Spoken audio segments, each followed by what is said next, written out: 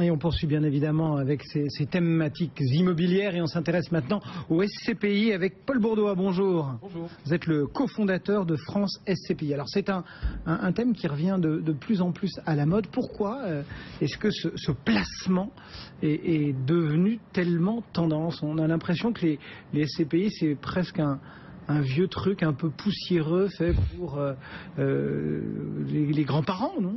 Oui, effectivement, à l'image d'un vieil objet qu'on trouve au fond d'un garage, on redécouvre et on se dit c'est génial ce truc. Les SCPI c'est un peu la même chose, c'est une vieille enveloppe et quand je dis vieille c'est pas péjoratif, au contraire c'est très bien et effectivement c'est une société qui investit dans l'immobilier d'entreprise qui est différent de l'immobilier résidentiel avec des rendements qui sont aux alentours de 5%, donc qui sont 7 fois supérieurs quasiment au livret A. Et effectivement, on parle d'actifs tangibles et c'est ça qui plaît aux gens. Et c'est quoi le ticket d'entrée?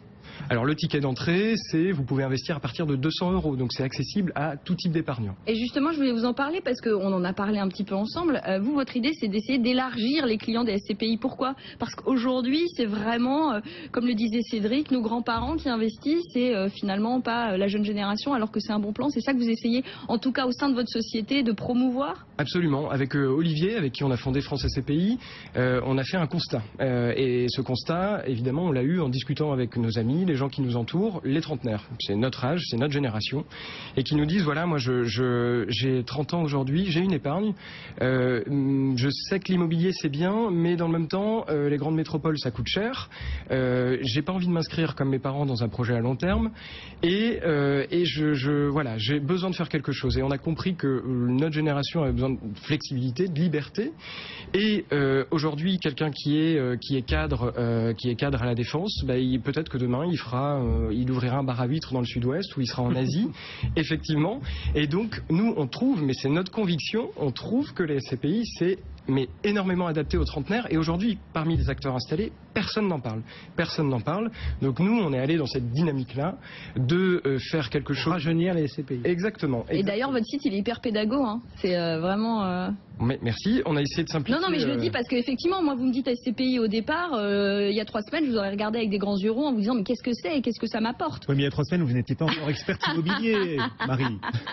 Non, mais très honnêtement, Paul. Effectivement, on a essayé de simplifier. Aujourd'hui, il y a beaucoup d'acteurs qui complexifient la chose. Les SCPI, nous, on a essayé de simplifier au maximum. On essaye de démocratiser la SCPI sans que ce soit péjoratif, encore une fois. On essaye de rendre évident les SCPI et les trentenaires ont ont un énorme besoin de rendre responsable leur épargne et c'est ce qu'on fait en reversant une part de notre chiffre d'affaires à l'ADI qui est une asso qui aide les personnes qui sont socialement sur le bord de la route à retrouver un emploi en créant leur propre entreprise. C'est ça la mission de France SCPI.